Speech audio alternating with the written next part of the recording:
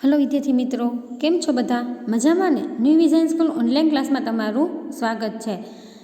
तो हवे आज आपणे 5मा धोरणमां विषय अंग्रेजी एमां यूनिट 3 ट्रावेल टाइम एमां आपणे एक्टिविटी नंबर 1 एंड 2 आपणे अगाऊ विडियो में जोई। तो हवे आपणे आगळनी जे एक्टिविटी आवे ए जोईए।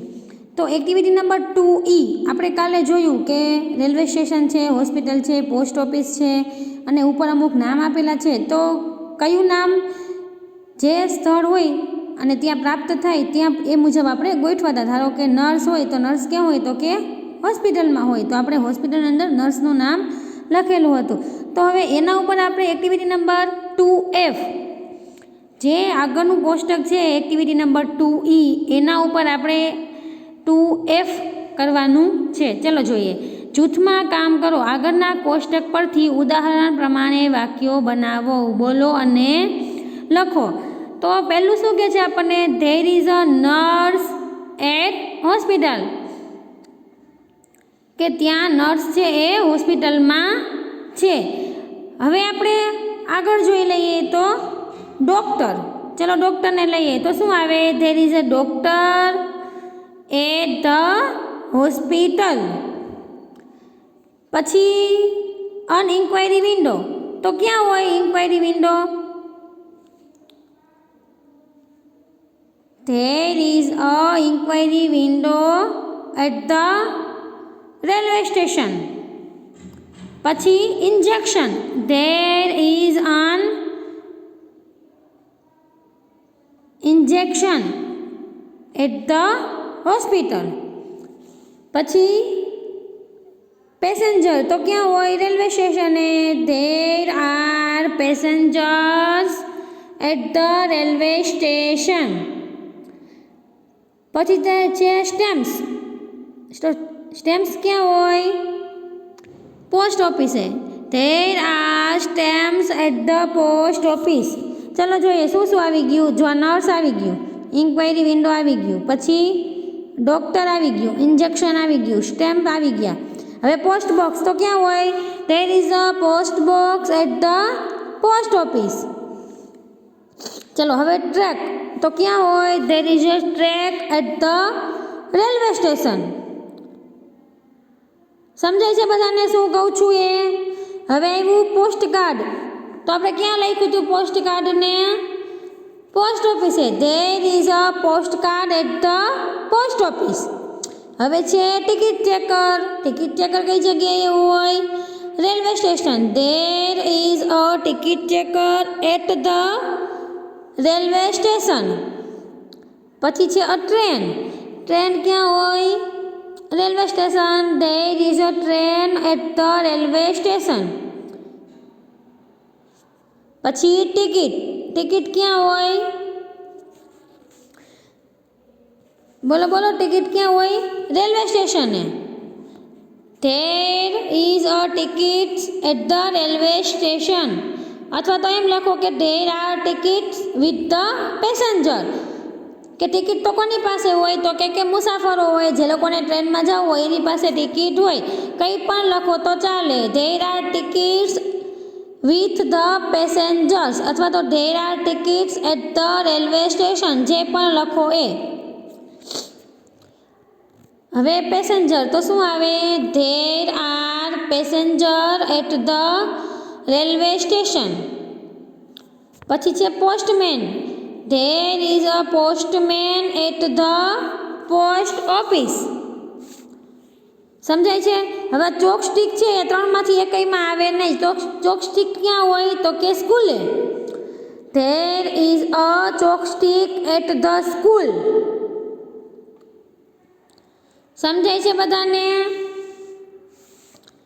હવે વિન્ડો તો ક્યાં હોય? પોસ્ટ ઓફિસે। There is a window at the post office।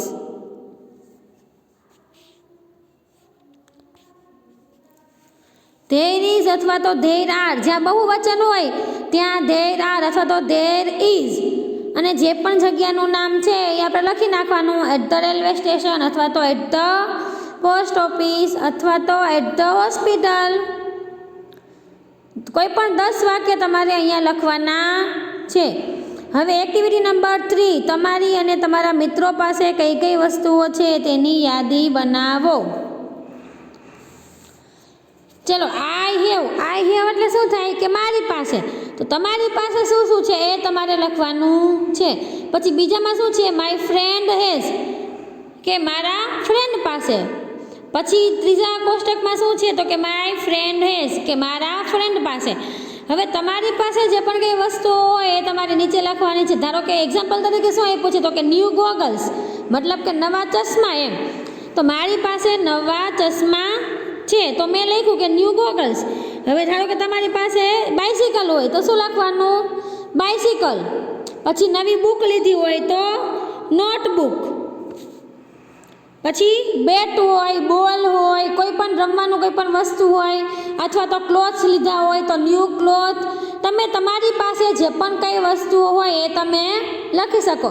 પછી તમારા કોઈ પણ બે મિત્રનું લેવાનું, કે તમારા કોઈ પણ બે મિત્ર હોય એની પાસે જે પણ કંઈ વસ્તુઓ હોય એ તમારે ત્યાં લખવાની. ધારો કે મિત્રએ કોઈ ટીવી લીધી હોય, અથવા તો કોઈ સ્માર્ટફોન લીધો હોય, કે ટેક્સ્ટ બુક લીધી હોય, કોઈએ કોમ્પ્યુટર લીધું હોય, કોઈએ વોલીબોલ લીધું હોય.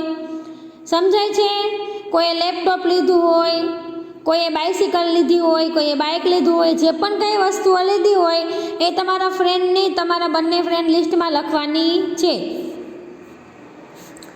ચલો, હવે ત્રીજામાં શું કહે છે, તમારા મિત્ર પાસેથી મળેલી વસ્તુઓ વિશે તમારા વર્ગ સમક્ષ બોલો. તે માટે તમારા શિક્ષક તમને મદદ કરશે અને તમારા વાક્યો આડાઅવળી રીતે બોર્ડ પર નોંધશે. હવે તમે બોલેલા વાક્યો બોર્ડ પરથી શોધો અને અહીં લખો. શું કહે છે કે તમારા મિત્રએ તમને કોઈ પણ વસ્તુ આપી હોય તો એ તમે અહીંયા લખી શકો છો. એમાં પહેલું એક્ઝામ્પલ શું છે, this R Hetal's marbles. Marbles એટલે લખોટી, કે આ હેતલની લખોટીઓ છે. હવે નીચે શું છે, ધેર આર. હવે ધેર આર છે એટલે બહુવચન છે. તો હવે આપણે કોઈ પણ વિદ્યાર્થીનું નામ લખી, ધારો કે પિંકુ. ધેર આર પિંકુસ બોલ પેન્સ. બોલ પેન્સ. પાછળ તમે જે પણ કાંઈ લખો, કોઈ વસ્તુ લખો કે કોઈ વિદ્યાર્થીનું નામ લખો, એમાં બહુવચન આવશે. તમારા ફ્રેન્ડનું નામ લખ્યું, ધારો કે મેં અહીંયા પિંકુ કીધું. તમારે કોઈ પણ ફ્રેન્ડ હોય, સતીશ હોય, મોહન હોય, ગોલુ હોય, રોહિત હોય, જે પણ તમારા ફ્રેન્ડનું નામ હોય એ ફ્રેન્ડનું નામ લખો. અને પછી પાછળ એની પાસે જે વસ્તુઓ હોય, બહુવચનમાં જે વસ્તુ હોય એ લખવાની છે. ધારો કે બોલ પેન્સ હોય, પેન્સિલ હોય, એ પણ બહુવચનમાં હોય. તમારે 2 કે 3 પેન્સિલ હોય તો બહુવચન થયું.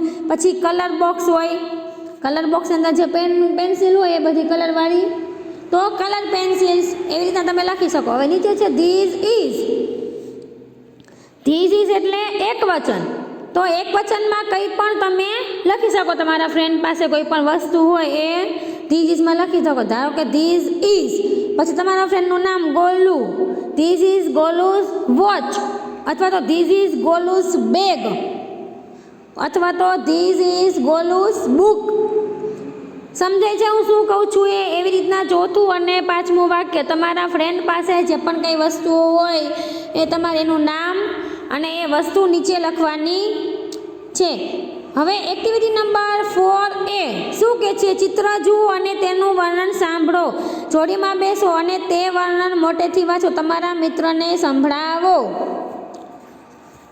તો નીચે ચિત્રમાં પણ શું દેખાય છે કે એક વાહન છે, મતલબ કે કોઈ દરિયા કિનારો છે, એમાં ફુગાવારો છે. પછી 2 ભાઈ બહેન છે, બહેનના હાથમાં બોલ છે, ભાઈના હાથમાં બેટ છે, એટલે કે તે ક્રિકેટ રમે છે. પછી બાજુમાં કોઈ આઈસ્ક્રીમવાળો હોય એવું દેખાય છે. અને સાઈડમાં ટેબલ ઉપર શું છે, તો કે ભાઈ મોટેથી છાપું વાંચે છે. તો આ પિક્ચર જોઈ અને પિક્ચરમાં શું છે એના વિશે નીચે આપેલું છે. હવે એ આપણે આવતા વિડીયોમાં ભણશું. પણ આજે આપણે શું શીખ્યા, તો કે એક્ટિવિટી નંબર 2F અને એક્ટિવિટી નંબર 3 એ આજનું તમારું હોમવર્ક છે. મેં જે તમને આજે શીખવાડ્યું એ તમારે લખવાનું છે સારા અક્ષરે. સમજાય છે શું કહું છું એ? એક્ટિવિટી નંબર 2F અને એક્ટિવિટી નંબર 3 સારા અક્ષરે તમારે લખવાની છે આજનું તમારું હોમવર્ક. Thank you.